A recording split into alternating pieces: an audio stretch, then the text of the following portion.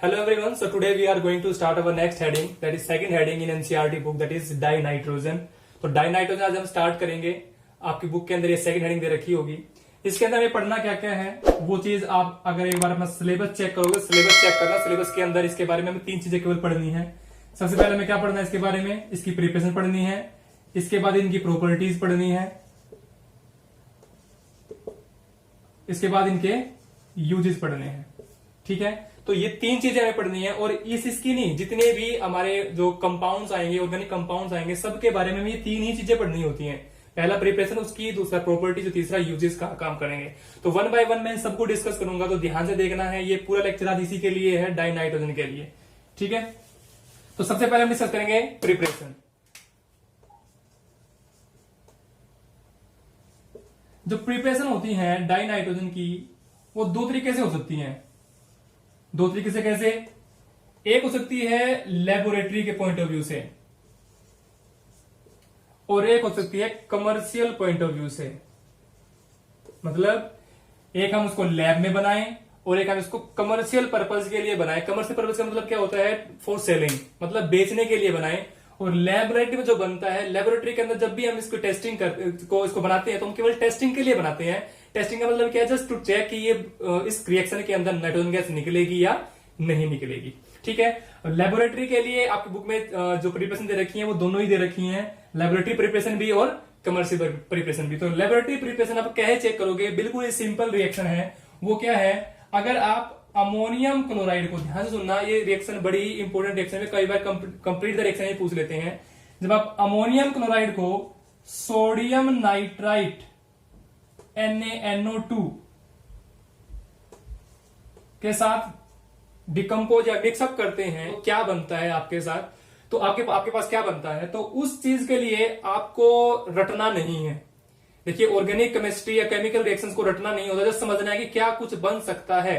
तो रिएक्शन को ध्यान में रखते हुए आप इजीली पता कर लोगे क्या कुछ बनेगा. सबसे पहले जो ट्रिक होती है याद रखने की, आप क्या कीजिए, आप इनके अंदर कैटायन और एनायन निकाल लीजिए. सभी को पता है सोडियम पे चार्ज क्या होता है? पॉजिटिव होता है. आपका नाइट्राइट पे चार्ज फिर क्या हो जाएगा? नेगेटिव हो जाएगा. Cl पे चार्ज क्या होता है? नेगेटिव होता है. और अमोनियम पे चार्ज क्या होता है? पॉजिटिव होता है. ये आपने 11th क्लास में बड़े अच्छे से पढ़ रखे हैं.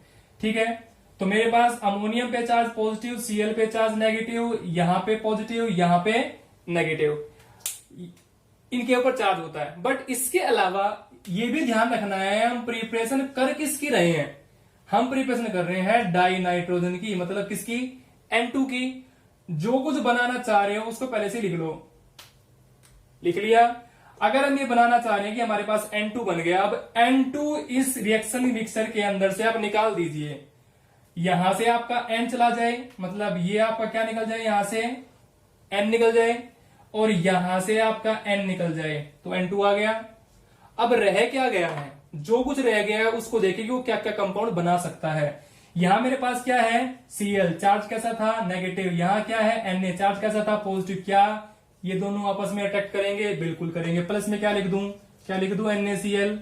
अब यहां से ये भी गया, यहां से ये भी गया. रह क्या गया मेरे पास? यहां रह गए हैं H4, यहां क्या रह गए हैं? O2. दोनों को अगर आप मिक्स करोगे तो क्या आपके पास H2O के दो मॉलिक्यूल बनेंगे. रिएक्शन आपकी पूरी हो गई. मतलब हमें कुछ रटना नहीं पड़ा. रिएक्शन को समझना बड़ा ही आसान है, रटने की जरूरत नहीं है. ये चीज चेक करो किस पे पॉजिटिव किस पे नेगेटिव, और उसके बाद ये देखो कि हमें बनाना क्या है. जो कुछ बनाना हो पहले लिख दो कि भाई हमें N2 बनाना, लिख दिया. अब N2 लिखने के बाद ये चीज चेक कर लो कि अब रह क्या गया है. जो कुछ रह गया उसी को जोड़ के देखो कि कंपाउंड क्या क्या बन सकता है. ठीक है, तो आपके पास क्या आ गया? यहां N2 आ गया.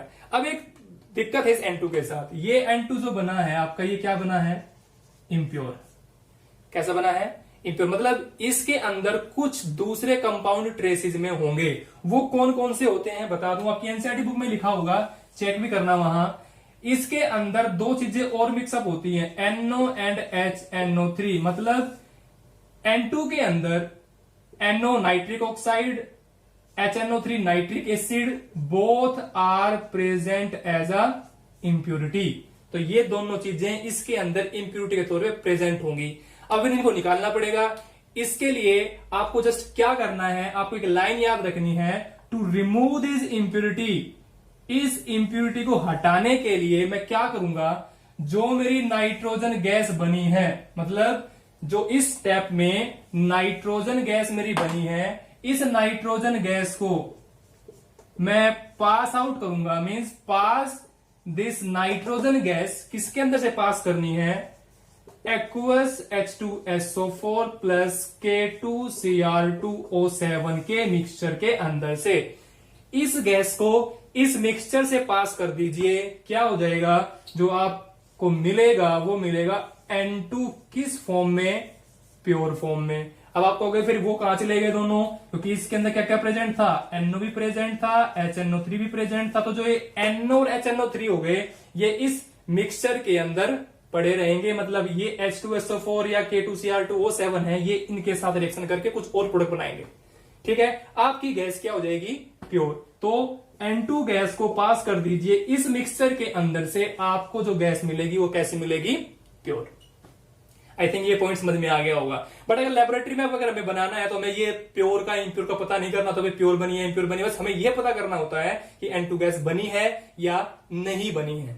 ठीक है, उसके लिए आपने 10th क्लास में 9th क्लास में टेस्ट भी पढ़ा होगा, जिसमें वो बबल्स बनते हैं, liquid night composition of air आपने पढ़ा होगा, तो वहां भी हम चेक कर सकते हैं कि जो गैस निकलती है N2 गैस, वो बबल्स, उसको चेक करते हैं यहाँ बबल्स बने हैं तो मतलब नाइट्रोजन गैस निकल रही है नहीं निकल रही है। ठीक है, तो ये लेबोरेटरी प्रिपरेशन है। पहले ध्यान रखना, ammonium chloride with sodium nitrite, जब भी हम दोनों को मिलाएंगे क्या बनेगा, N2 बनेगा, NaCl बनेगा और वाटर बनेगा। N2 जो बनेगा कैसा बनेगा, इम्प्योर। इम्प्योर बनेगा तो क्या करना पड़ेगा, प्यूरिफाई। प्यूरिफाई करने के लिए क्या करेंगे, N2 गैस को पास कर देंगे एक्वस H2SO4 प्लस K2Cr2O7 के अंदर से, क्या मिल जाएगी आपको, प्योर N2 गैस। बात समझ आ गई होगी। दूसरा भी एक दूसरी प्रिपरेशन और है आपकी लेबोरेटरी के अंदर ही। लेबोरेटरी के अंदर आप एक प्रिपरेशन और कर सकते हैं बड़े आराम से। वो प्रिपरेशन क्या है, अमोनियम डाइक्रोमेट। ध्यान दें, मैंने फॉर्मूला क्या लिखा है, NH4 2 Cr2O7। अमोनियम डाइक्रोमेट को क्या कर दीजिए, हीट कर दीजिए। इसको लिखा होगा आपकी बुक के अंदर थर्मल डीकंपोजिशन, मतलब इस कंपाउंड का थर्मल डिकम्पोजिशन अगर हम कर दें तो भी हमें क्या मिलता है, N2 मिलता है। चेक करने के लिए फिर से मैं जो तरीका आपको बताया था वही चीज चेक करनी है, वही चीज लिखनी है, उसी तरीके से आपको रिएक्शन लिखनी है। रट्टा नहीं मारना रिएक्शन को लर्न करने के लिए। किसी की प्रिपरेशन को लर्न करने के लिए केवल आपको क्या चीज याद रखनी है कि रिएक्टेंट क्या लिया गया है। रिएक्टेंट को याद रखिए, प्रोडक्ट अपने आप पता लग जाएगा कि क्या प्रोडक्ट आपको बनाना है और क्या प्रोडक्ट आपका बना है। जैसे मैंने कहा, इससे मुझे बनाना क्या है, मुझे बनाना है क्या, N2। जो बनाना है मैंने वो लिख लिया, बन गया। बट इसके बनने के बाद अब ये चीज चेक कीजिए रह क्या गया है। इसके अंदर से ध्यान दें, N कितने थे, 2, ये आ गए N2। अब यहां से अगर N2 निकल गया है, यहां से N चला गया है और ये 2 भी चला गया है, तो मतलब दोनों नाइट्रोजन निकल गए। अब रह क्या गया है, ध्यान देना, यहां आपके पास रह क्या गया है, आपके पास रह गए H कितने हैं अंदर, 4, बाहर क्या लिखा हुआ है, 2। जो ब्रैकेट के बाहर होता है उसको अंदर नंबर से क्या करना पड़ता है हमें, मल्टीप्लाई। तो फिर H कितने रह गए आपके पास, 8, 4 2 जा 8 आपके पास हाइड्रोजन रह गए, Cr2 रह गया, O7 रह गए।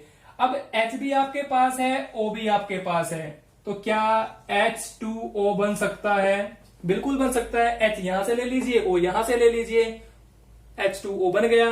बट H कितने हैं आपके पास, H है आपके पास 8, यहां पे आपके कितने यूज हुए, 2। क्या मैं मल्टीप्लाई कर दूं 4 से, अगर मैंने 4 से मल्टीप्लाई कर दिया तो कितने हो गए, 8 हो गए। यहां ऑक्सीजन कितनी है, 7, यूज कितनी हो गई, 4, रह कितनी गई, यहां पे रह गई 3 और ये हो गया गायब। अब ये जो रह गया है इसको जोड़ के लिख दीजिए Cr2O3 क्रोमिक ऑक्साइड या chromium oxide.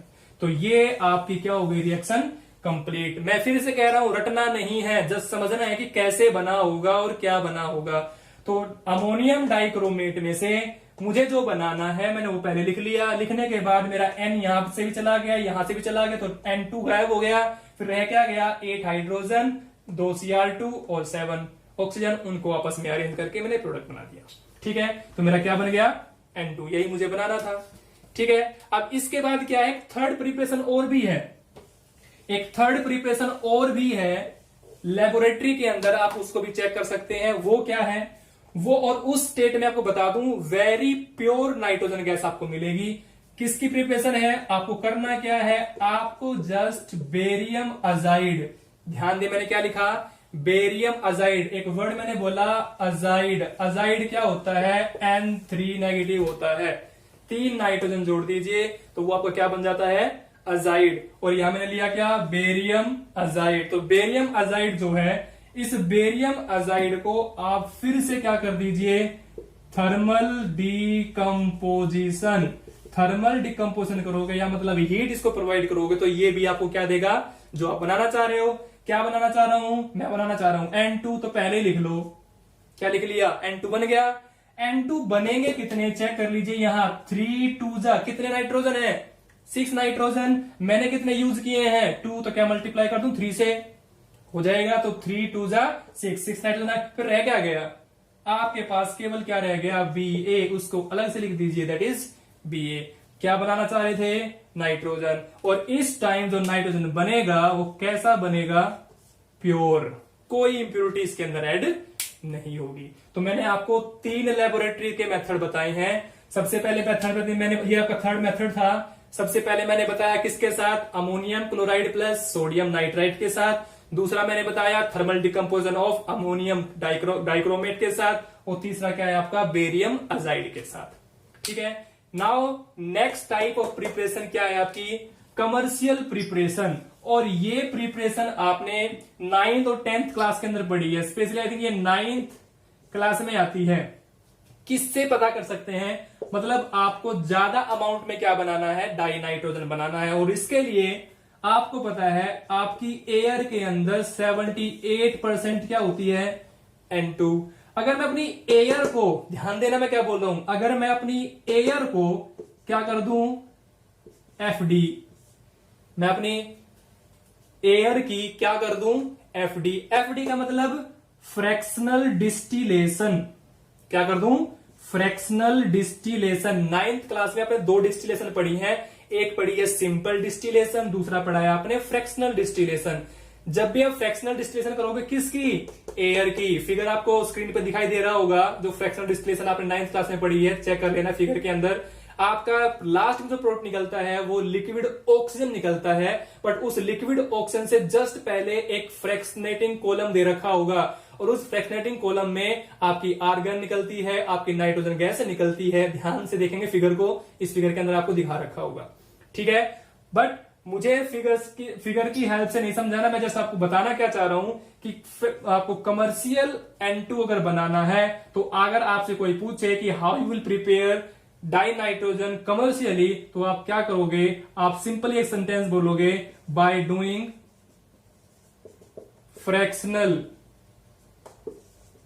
Distillation of air we can find out liquid nitrogen या नाइट्रोजन गैस। लिक्विड नाइट्रोजन ये आपकी लिक्विड की फॉर्म में भी बन सकती है, ये आपकी गैस फॉर्म में बन सकती है, डिपेंड आप पे करता है कि आपको किस तरीके से बनानी है, ठीक है। वैसे लिक्विड नाइट्रोजन भी अवेलेबल होती है, नाइट्रोजन गैस भी अवेलेबल होती है, पढ़ा होगा आप लोगों ने, ये देखा होगा आप लोगों ने, ठीक है। बायोलॉजी के बच्चे इस वीडियो को देख रहे होंगे, उनको पता होगा कि जो बायोलॉजिकल स्पेसिमेन आप रखते हो, स्नेक हो गया, कॉकरोच हो गया, मीन्स जितने भी आपके स्पेसिमेंस हैं, बायोलॉजिकल स्पेसिमेंस हैं, वो पहले एक लिक्विड में रखते थे। पहले उसका नाम था फॉर्मल्डिहाइड, फॉर्मलिन जिसको आप बोलते थे। बट आज के टाइम पे आप जो स्पेसिमेंस देखते हो या नए परचेज करते हो, तो वो स्पेसिमेन किस में रखे जाते हैं, लिक्विड नाइट्रोजन के अंदर रखे जाते हैं। ये चीज ध्यान रखना, ठीक है। तो commercial preparation by doing the fractional distillation of air. इसके साथ मैं कुछ और बातें, 2 बातें और बता दूं आपको। आपको पता होगा N2 और N2 का BP आपको पता होगा, और N2 का MP आपको पता होगा। अच्छा एक चीज और, जैसे मैं डिस्टिलेशन बता रहा हूं, तो इसमें मैं बता दूं, एयर के अंदर तो आपका O2 भी होता है, कितना % होता है, 21।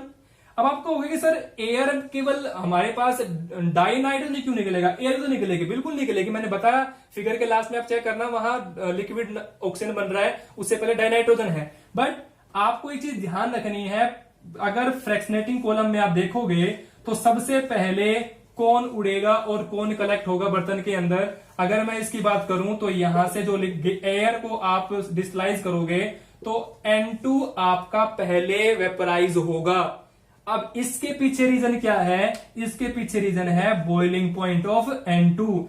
N2 का जो बॉइलिंग पॉइंट होता है वो नियर अबाउट किसके होता है? 72.7 अराउंड 3 अराउंड होता है।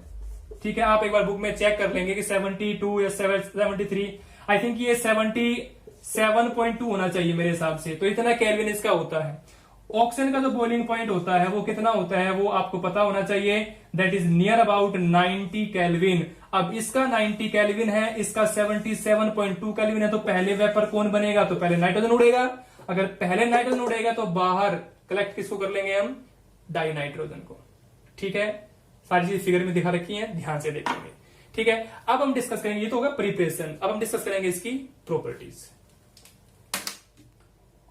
Now the properties of dinitrogen. Dinitrogen की प्रॉपर्टी हम पढ़ेंगे, बट उससे पहले properties are of two type.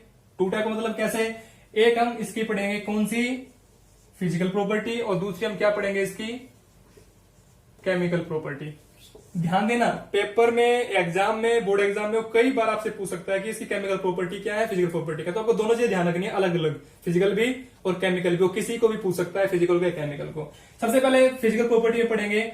Physical property का मतलब क्या है? सबसे पहले समझिए, फिजिकल प्रॉपर्टी मतलब ये दिखता कैसा है, इसका फिजिकल आउटलुक कैसा है। मतलब आपके सामने मैंने, मान के चलिए कि मैंने आपके सामने क्या रख दी? डाइनाइट्रोजन रख दी। आप इसको देख के क्या अंदाजा लगा सकते हो? एक तो वो, और जो इसकी एक्चुअल में थ्योरेटिकल वैल्यूज होती हैं वो।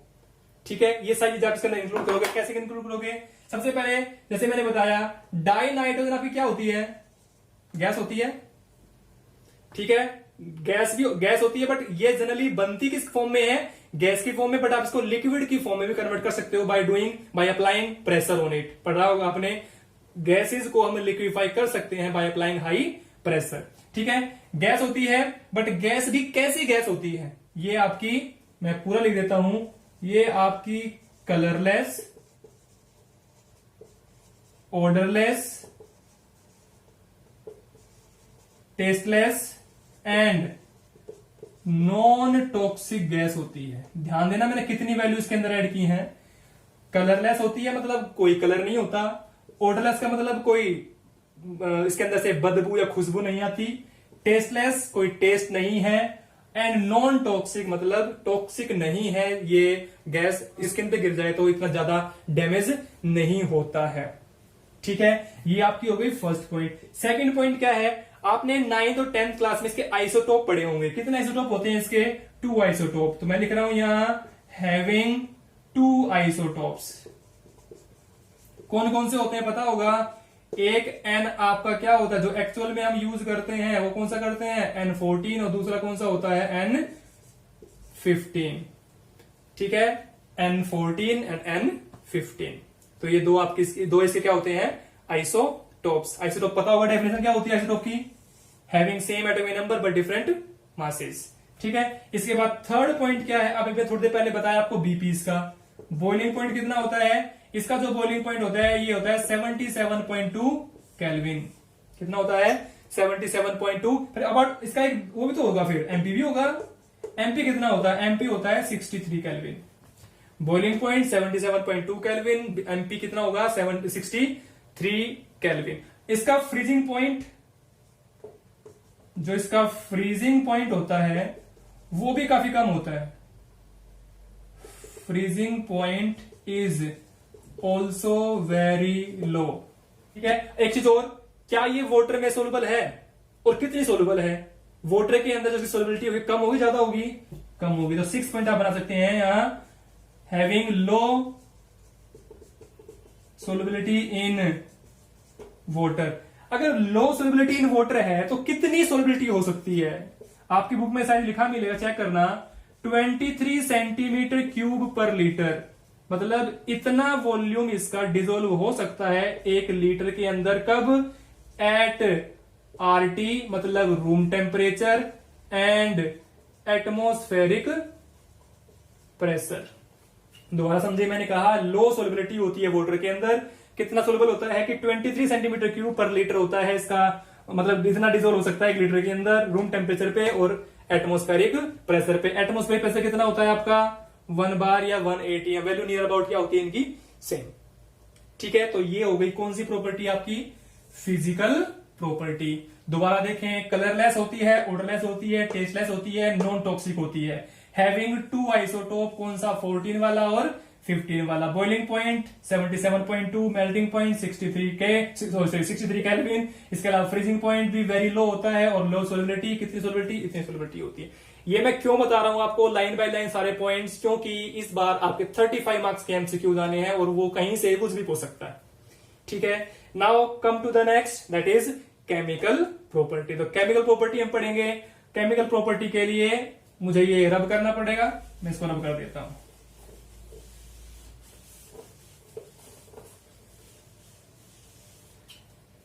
Now let's start with the chemical property. Chemical property किसकी प्रॉपर्टी पढ़ रहे हैं हम, N2 की पढ़ रहे हैं। वेरी फर्स्ट प्रॉपर्टी क्या होगी, अच्छा बताइए कि ये क्या हाईली रिएक्टिव होगा या अनरिएक्टिव होगा, क्या होगा। आपने सभी ने पढ़ रखा है N2 गैस अगर एयर में है तो वो स्टेबल है, किस फॉर्म में स्टेबल है, N2 की फॉर्म में स्टेबल है। अगर वो स्टेबल है तो क्या वो किसी रिएक्शन करेगी, नहीं करेगी। अगर रिएक्शन करती तो वो एटमॉस्फेयर में O2 के साथ रिएक्शन करके कुछ ना कुछ प्रोडक्ट बनाती, चाहे वो NO बनाती, चाहे वो NO2 बनाती, चाहे वो N2O3 बनाती, मतलब N2O5 N2O3 बनाती या N2O5 बनाती, मतलब कुछ भी बना सकती थी अगर वो रिएक्टिव ज्यादा होती एटमॉस्फेयर में, बट वो नहीं है। इसीलिए एक सेंटेंस हम यहां लिखेंगे, क्या होती है ये, chemically inert at room temperature. मतलब अगर रूम टेम्परेचर है तो ये क्या नहीं होगी, ये रिएक्टिव नहीं होगी, क्या होगी, इनर्ट। इनर्ट पढ़ा होगा आपने, अनरिएक्टिव जो रहते हैं। ठीक है, अब दूसरी बात, केमिकली इनर्ट है रूम टेम्परेचर पे, तो इनर्ट क्यों है, किसके कारण है, इससे पहले इसके पता होना चाहिए आपको कि इसका स्ट्रक्चर क्या होता है। क्या इसका स्ट्रक्चर ये होता है, बिल्कुल होता है। बीच में बॉन्ड कैसा आया, ट्रिपल बॉन्ड आया। सभी ने पढ़ रखा है single bond, double bond, triple bond. Who is having short bond length, triple bond की सिंगल बॉन्ड, ट्रिपल बॉन्ड। अब बॉन्ड लेंथ शॉर्ट है, मैंने एग्जांपल मान के चलता हूं, मेरे पास ये मार्कर है और मेरे पास ये दूसरे मार्कर की कैप है। ठीक है, ये मेरी यहां से यहां बॉन्ड लेंथ है, एक मेरी बॉन्ड लेंथ ये है। ये मान के चलो किसकी है, ट्रिपल बॉन्ड की। ये मान के चलो किसकी है, सिंगल बॉन्ड की। Out of these two which one is easy to break, दोनों में से इजिली किसको तोड़ सकते हैं, सिंगल को कि ट्रिपल को, सिंगल को। तो ट्रिपल बॉन्ड को तोड़ना बहुत ही मुश्किल है। अब तोड़ना मुश्किल है इसका मतलब क्या हो गया, क्या इसकी BDE हाई हो गई। अब ये BDE क्या होती है, BD पीने वाली नहीं, ये BD का मतलब क्या है, bond dissociation enthalpy, bond dissociation enthalpy. अब बॉन्ड डिसोसिएशन एंथैल्पी ये क्या होती है, बॉन्ड एनर्जी और डिसोसिएशन, वर्ड में सब कुछ लिखा हुआ है। वो एनर्जी जो बॉन्ड को डिसोसिएट करने में लगती है वही क्या कहलाती है, बॉन्ड डिसोसिएशन एंथैल्पी। मैंने कहा ट्रिपल बॉन्ड है, मुझे डिसोसिएट करना है, मुझे तोड़ना है, तो एनर्जी क्या लगेगी बॉन्ड को तोड़ने के लिए, ज्यादा लगेगी। इसीलिए क्या है, ये इनर्ट है। ठीक है, बट क्या हमेशा इनर्ट बना रहेगा, नहीं, क्योंकि मैंने पीछे लिखा है इनर्ट कब है, जब रूम टेम्परेचर पे है। अगर मैं क्या बढ़ा दूं, मैं क्या टेम्परेचर बढ़ा दूं, तो मैं लिख दूंगा यहां रिएक्टिविटी क्या हो जाएगी, इंक्रीज। कब, with increase in temperature. Temperature बढ़ाते रहो, बढ़ाते ही क्या हो जाएगी, रिएक्टिविटी इंक्रीज हो जाएगी। बट एक लिमिट ऐसी भी आएगी, या एक टाइम ऐसा भी आएगा, एक टेम्परेचर ऐसा भी आएगा कि N2 इतना रिएक्टिव हो जाएगा कि सामने वाले को झट से अपने साथ जोड़ लेगा। एग्जाम्पल के तौर पे मैं लिख दूं यहां, at high temperature it can directly combine with, ये डायरेक्टली कंबाइन हो जाएगा किसके साथ, विद मेटल और नॉन मेटल के साथ। मतलब अगर टेम्परेचर मैंने ज्यादा कर दिया तो ये किसी भी मेटल के साथ और किसी भी नॉन मेटल के साथ डायरेक्टली जुड़ सकता है।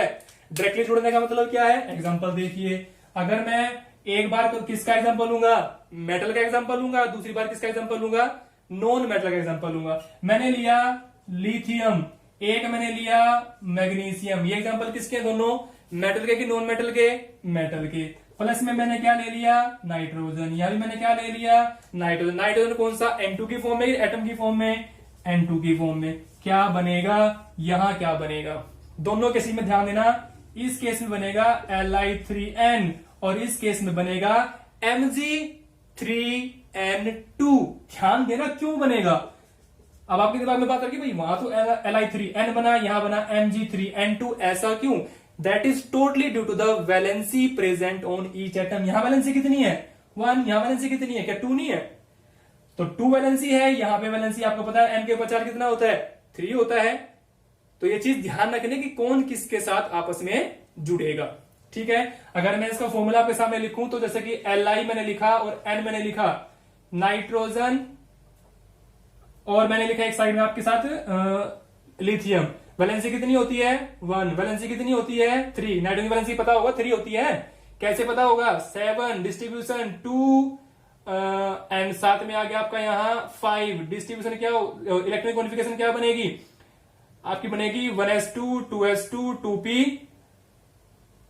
ये बनेगी 4 एंड 3, ठीक है। आउटर मोस्ट में कितने आए, 3। कितने और चाहिए इसको अपने आप को स्टेबल करने के लिए, 3 और चाहिए। तो 3 ही मैंने वैलेंसी लिखी है। वैलेंसी क्या होता है कि कितने number means the combining capacity of an element क्या कहलाती है, उसकी वैलेंसी। तो कितने और जोड़ लेके बॉन्ड बना सकता है, 3। क्रॉस मल्टीप्लाई कर दीजिए, क्रॉस मल्टीप्लाई इसको इसके साथ, इसको इसके साथ, तो Li कितने हो गए, 3, N कितने हो गए, 1। तो मतलब Li3n सेम ही तरीके से इसका बनेगा, ठीक है। बना लेना, ये 9th क्लास की बातें हैं, ठीक है। ये तो हो गए किसके साथ, मेटल के साथ। व्हाट अबाउट नॉन मेटल, भाई नॉन मेटल के साथ रिएक्शन कर सकता है, कैसे। बोरोन क्या होता है आपका, मेटलोइड। ध्यान देना, बोरोन आपका मेटलोइड होता है, तो ये metal as well as non metal दोनों तरह बिहेव करेगा। तो बोरोन प्लस नाइट्रोजन मैंने लिया, कार्बन प्लस नाइट्रोजन मैंने लिया, क्या हो सकता है, यहां बनेगा Bn, यहां बनेगा Cn ट्वाइस। क्या बनेगा, Cn ट्वाइस। का नाम होता है साइनोजन।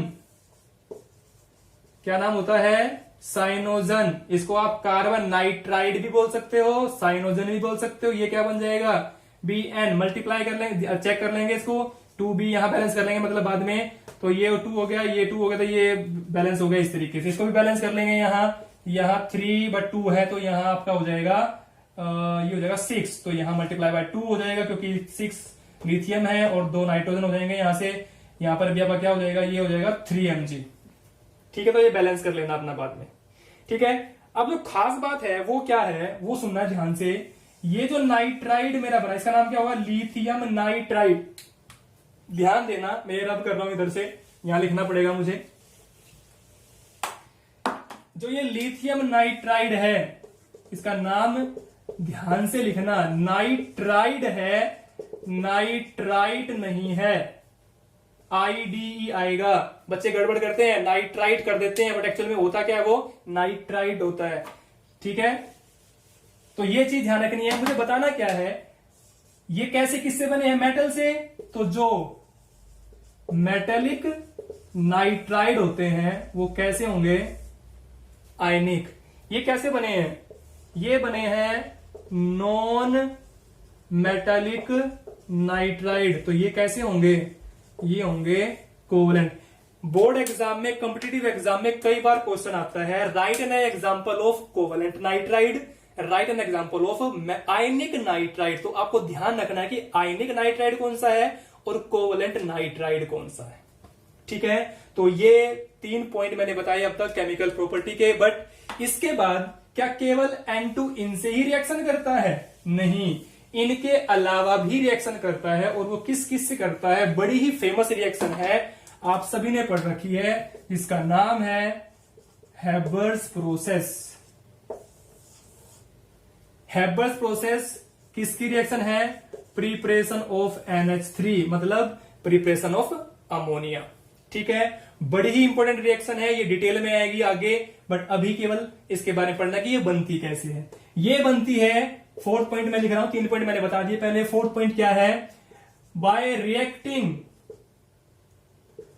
With H2। किसकी रिएक्शन, N2 की रिएक्शन कर दीजिए H2 के साथ। कैसे, N2 plus H2 gives you, पर ध्यान रखना ये रिएक्शन कैसी होगी, रिवर्सिबल होगी, क्योंकि इससे जो बनेगा वो वापस भी आ सकता है। किस टेम्परेचर पे, 773 केल्विन टेम्परेचर पे, किस कैटलिस्ट की प्रेजेंस में, Fe कैटलिस्ट की प्रेजेंस में। ये कैटलिस्ट याद रखना बहुत ज्यादा जरूरी है और ये टेम्परेचर याद रखना बहुत ज्यादा जरूरी है। सो हैबर्स प्रोसेस के लिए कंडीशन क्या है याद रखनी जरूरी है। क्या बनेगा, it will give you 2NH3, मतलब अमोनिया प्रोडक्ट देगा। ठीक है, 11th क्लास में आपने एंथैल्पी ऑफ फॉर्मेशन पढ़ रखी होगी, तो डेल्टा FH0 जो यहां निकलेगा -46 किलो जूल पर मोल अराउंड मिलेगा ये। ठीक है, तो -46 किलो जूल पर मोल, ये चीज ध्यान रखनी है यहाँ। तो ये हो गई आपकी रिएक्टिविटी किसके साथ, H2 के साथ। क्या ये O2 से रिएक्शन कर सकता है, बिल्कुल कर सकता है। तो यहां पे लिखेंगे 5th point, reactivity with O2, मतलब ऑक्सीजन के साथ रिएक्शन करनी है। कैसी होगी, कोई तरीका है, N2 प्लस O2, ये भी रिएक्शन कैसी होगी, रिवर्सिबल होगी। क्या देगा, 2 मोलिक्यूल देगा, किसके, NO के। NO का मतलब क्या है, नाइट्रिक एसिड या nitric oxide, it is nitric oxide. Nitric acid क्या होता है, HNO3 होता है। बात समझ में आ गई। कंडीशन इसके लिए बहुत ही ड्रास्टिक चाहिए। ड्रास्टिक का मतलब क्या होता है, बहुत ज्यादा टेम्परेचर, बहुत ज्यादा प्रेशर। हालांकि प्रेशर इसको नहीं चाहिए, इसको क्या चाहिए, हीट, बट कितना, इसको चाहिए 2000 केल्विन टेम्परेचर, जो कि बहुत ज्यादा टेम्परेचर होता है। So at 2000 kelvin temperature N2 plus O2 gives you nitric oxide. ठीक है, so that is about the chemical properties of dinitrogen. Now we will discuss uses of dinitrogen. So now the last part of this heading dinitrogen, that is uses of dinitrogen। अब uses of dinitrogen करने के लिए फिर से बच्चे क्या करते हैं, रट्टाफिकेशन करते हैं कि जो भी मिला सब कुछ रट लिया। अरे रटने की जरूरत नहीं होती। आप अपने एटमॉस्फेयर में देखिए कि आप N2 का यूज कहां कहां देखते हो। ठीक है, उस N2 का यूज आप देख लीजिए। आपको पॉइंट लर्न करने की जरूरत नहीं है, पॉइंट बनाने की जरूरत पड़ेगी। कैसे बनाने की जरूरत पड़ेगी, जैसे मैं कहूं अभी भी थोड़ी देर पहले मैंने हैबर प्रोसेस की क्या बनाया था, उसमें अमोनिया बनाया था। एक दूसरा स्टेप मैंने किया था जिसमें रिएक्शन विद O2 की, तो क्या बनाया था, नाइट्रिक ऑक्साइड बनाया था। तो मैं क्या पॉइंट बना लू यहां कि used in manufacturing of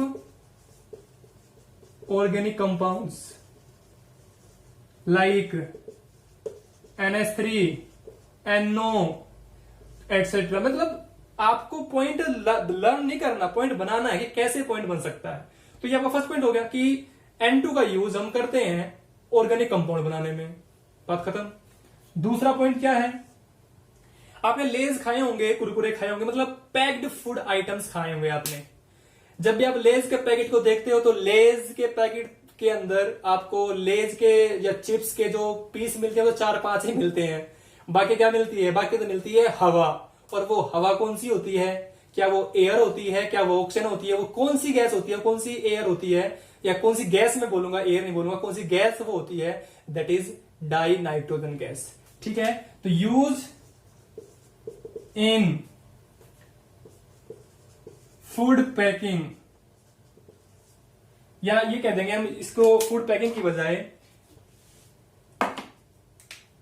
used to prevent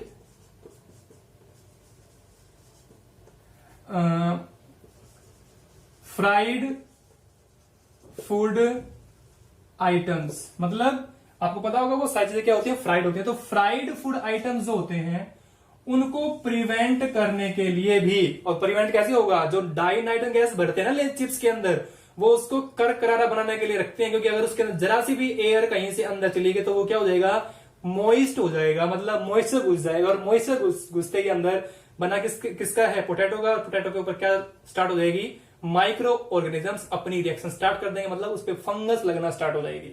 तो डाई नाइट्रोजन जो है वो फ्राइड फूड आइटम्स को प्रिवेंट करता है। इसलिए पैकेट के अंदर जो पैकेजिंग होती है उसके अंदर किस गैस का यूज करते हैं हम, डाई नाइट्रोजन गैस का। ठीक है, तो मैंने लिखा use to prevent fried food items. ठीक है, थर्ड पॉइंट क्या हो सकता है, अभी इस तरीके से यूज करेंगे, इस तरीके से बनाएंगे सारे पॉइंट। जब मैंने मेरे पूरे लेक्चर के दौरान मैंने एक वर्ड यूज किया था, बीच में स्टार्टिंग में मैंने वर्ड यूज किया था कि जो आज के टाइम बायोलॉजिकल स्पेसिमेंस हैं, जो स्नेक हो गया या बी हो गई कोई, या कोई दूसरा एनिमल हो गया, मतलब इंसेक्ट्स हो गए, इनको बचाने के लिए आज के टाइम जो हम लिक्विड यूज करते हैं, इनको स्टोर करने के लिए लिक्विड यूज करते हैं, क्या करते हैं? Liquid nitrogen. तो मैं क्या लिख दूं? टू प्रिवेंट या टू प्रिजर्व बायोलॉजिकल स्पेसिमेंस, मतलब बायोलॉजिकल स्पेसिमेन बोलते हैं जो भी चीजें हम कलेक्ट करके स्टोर करते हैं। तो उन स्पेसिमेंस को प्रिजर्व करने के लिए हम किसका यूज करते हैं? डाई नाइट्रोजन लिक्विड का यूज करते हैं। ध्यान है ना, डाई नाइट्रोजन लिक्विड का यूज करते हैं। बात समझ आ गई होगी। फोर्थ पॉइंट बनाएंगे यहां। फोर्थ पॉइंट में लिखेंगे आप यहां, use in iron and steel industry to provide inert atmosphere. मतलब N2 जो है, मैंने बताया था N2 इज रिएक्टिव और अनरिएक्टिव। अनरिएक्टिव मतलब वो क्या होता है नेचर में? इनर्ट होता है। फर्स्ट पॉइंट बताया मैंने प्रॉपर्टी, फिजिकल प्रॉपर्टी का आपको, ठीक है। तो वो इनर्ट एटमोस्फेयर इनर्ट होता है, तो इनर्ट एटमोस्फेयर प्रोवाइड करेगा, मतलब जहां भी वो रखेंगे तो उस जगह को क्या बना देगा? वो इनर्ट, मतलब उसके अंदर जो भी चीज रखी जाएगी वो क्या हो जाएगी? प्रोटेक्ट हो जाएगी, उसके ऊपर कोई भी बाहर से आके रिएक्शन नहीं कर सकता। तो स्टील और आयरन जब भी हम मैन्युफैक्चर करते हैं तो बनाने के बाद उनको हम स्टोर किस में करते हैं? इनर्ट एटमोस्फेयर में। और वो इनर्ट एटमोस्फेयर किसका बनता है? डाई नाइट्रोजन का बनता है, ठीक है। इसके अलावा एक लास्ट पॉइंट और बता दूं तुम्हें, फिफ्थ पॉइंट। हमने पढ़ा है कि स्कूबा डाइवर्स के बारे में। स्कूबा डाइवर्स जो समुद्र में गोता लगाते हैं, सभी को पता है इस बारे में, हमने ये सोल्यूशन चैप्टर में पढ़ रखा है। स्कूबा डाइवर जब समुद्र में गोता लगाता है तो वहां पे हेनरी लैंप अप्लाई होता है उसके ऊपर, ठीक है। तो जो वो गैस सिलेंडर के अंदर जो गैस होती है वो कौन कौन सी होती है? वो आपकी हीलियम होती है, वो आपकी ऑक्सीजन होती है, और तीसरे नंबर पे क्या चाहिए वहां? Nitrogen gas. तो फिफ्थ पॉइंट क्या बना दूं? फॉर फिलिंग या इन gas cylinder used by scuba divers. तो जो स्कूबा डाइवर्स होते हैं उनके सिलेंडर के अंदर भी किसका यूज करते हैं? N2 गैस का हम यूज करते हैं, ठीक है। तो ये सारे 5 क्या हो गए? इसके यूज हो गए। बहुत है ये 5 यूज, क्योंकि अगर क्वेश्चन बनता भी तो 1 या 2 नंबर का बनेगा, 5 नंबर क्वेश्चन नहीं बनता यूज ऑफ डाइनाइट्रोजन के ऊपर, ठीक है। So that is all about the dinitrogen.